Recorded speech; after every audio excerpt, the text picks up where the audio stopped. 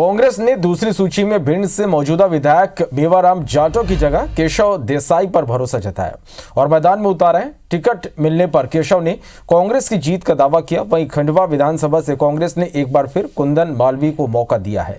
Ticket मिलने के बाद कुंदन मालवीय ने अपने समर्थकों के साथ खंडवा के श्री दादाजी धुनीवाले के मंदिर में माथा टेका। इसके अलावा कांग्रेस ने जबलपुर के पानागढ़ विधानसभा से पूर्व जिला पंचायत अध्यक्ष राजेश पटेल पर भरोसा जताया है। टिकट मिलने के बाद राजेश पटेल ने एक बड़े अंतर के साथ कांग्रेस की जीत का दावा किया। वहीं दूसरी सूची में कांग्रेस ने नरसिंहपुर की गाडरवारा विधानसभा से सुनीता पटेल को प्रत्याशी बनाया है। टिकट मिलने के बाद सुनीता पटेल ने शुक्रवार सुबह नर्मदा तट पर पहुंचकर पूजा अर्चना की और इंदौर की विधानसभा 5 से कांग्रेस ने सत्यनारायण पटेल को उम्मीदवार घोषित किया है। टिकट मिलने के बाद सत्यनारायण पटेल के घर समर्थकों का जमावड़ा लगा रहा।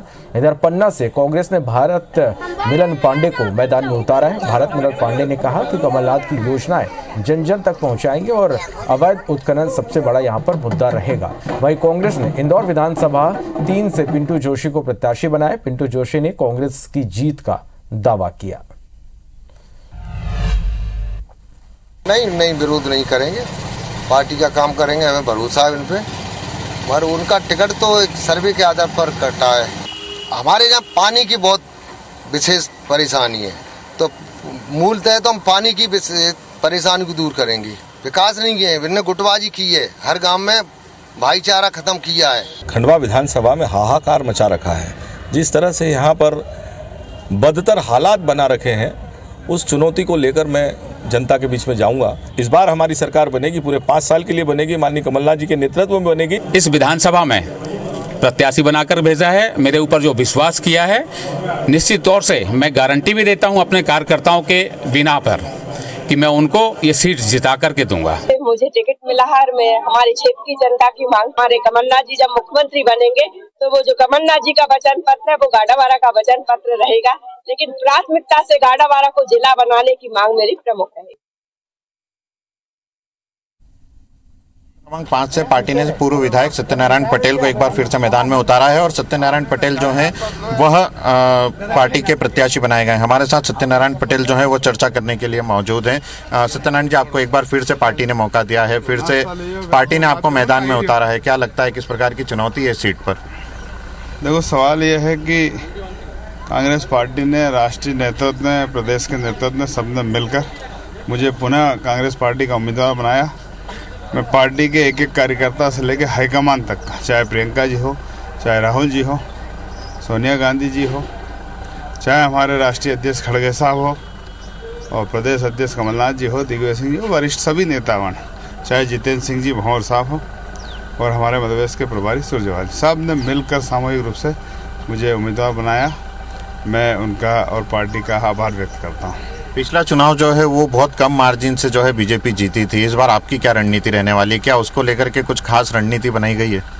पिछली बार हमारे सभी कांग्रेस परिवार ने बहुत ही कम समय में चुनाव लड़ा था और उसमें हमने 1100 पर हमने लाकर खड़ा कराया था। इस बार तो 5 साल से सभी कांग्रेस के कार्यकर्ता, सभी साथीगण और सभी नौजवान साथी, मित्र, भाई बहन, सभी ने मिलकर ये 5 साल चुनाव लड़ा है और ये अब जो 15-20 दिन का, 25 दिन का जो चुनाव है, ये पूरे 5 नंबर विधानसभा के सभी कार्यकर्ता, समाजसेवी लोग और अन्य सभी नौजवान साथी मिलकर ये चुनाव लड़ेंगे और इस बार इसका परिणाम बहुत ही अच्छा होगा और निश्चित ही बहुत लंबी लीड से हम चुनाव जीतेंगे। तो हमारे साथ जो थे कांग्रेस के प्रत्याशी सत्यनारायण पटेल थे और एक बार फिर से कांग्रेस ने इन्हें मैदान में उतारा है। हालांकि पिछली मर्तबा यह चुनाव जो है 1000 मतों से जो है वो हार गए थे। कैमरा पर्सन संतोष जटवन के साथ अंशुल मुकाती, IBC 24 इंदौर। पहली बार हुआ है जब अजयगढ़ क्षेत्र से एक स्थानीय आदमी को टिकट मिली है।